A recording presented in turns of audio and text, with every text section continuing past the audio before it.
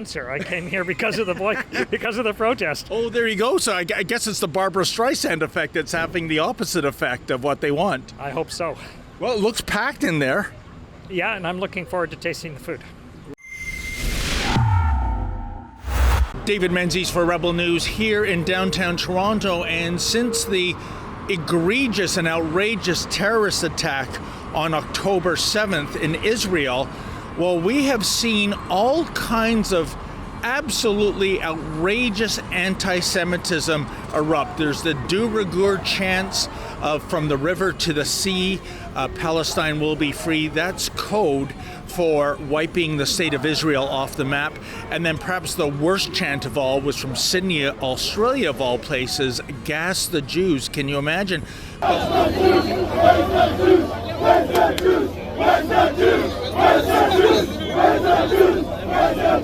But what do you make, folks, of what happened here at the Café Landwehr on Saturday?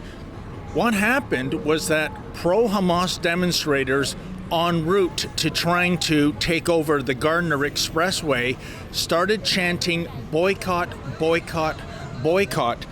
And they also tried to intimidate customers who were just having a meal. Here, check out the video. This cafe, and it is really Zionist cafe!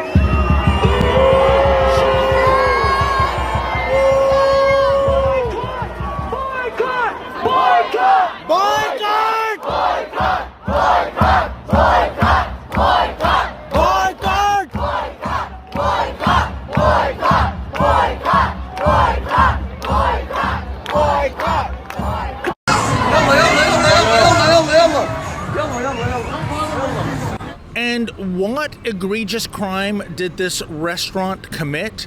Well, if you can imagine, folks, it just happens to be Jewish owned. That's it. Just for the fact that a Jew owns this restaurant, that is enough to launch a boycott and to stage intimidation tactics.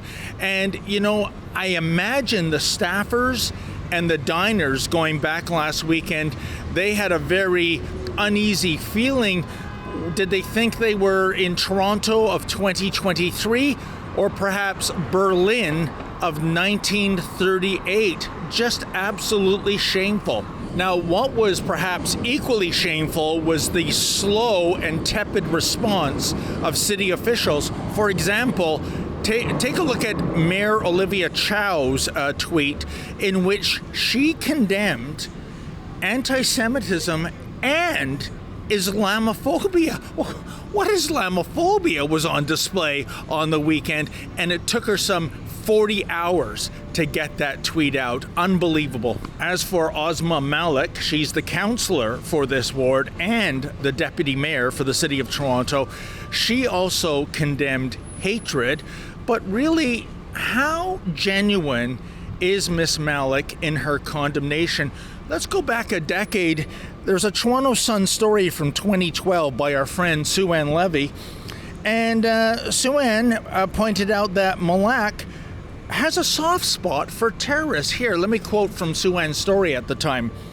Quote, during the heat of fighting between Israel and Hezbollah forces in Lebanon in July 2006, Ozma Malik was front and center at a peace rally denouncing the conflict and Prime Minister Stephen Harper's support of Israel's right to defend itself against Hezbollah missile fire.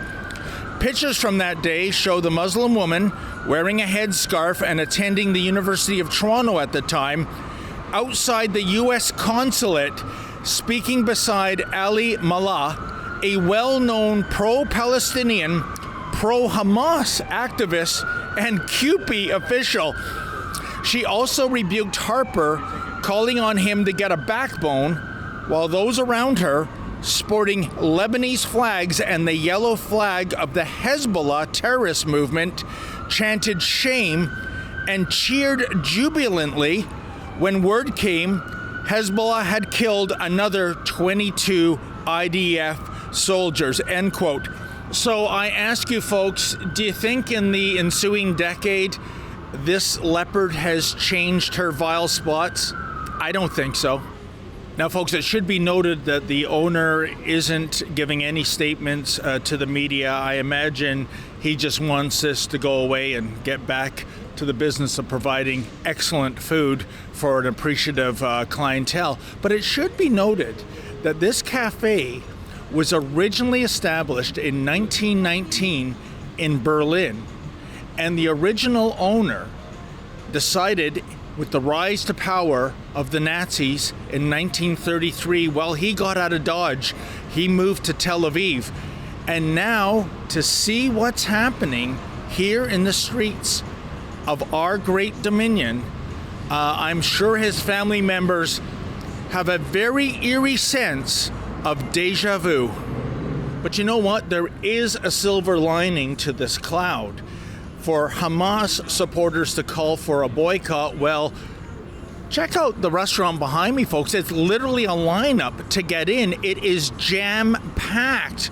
So much for that boycott.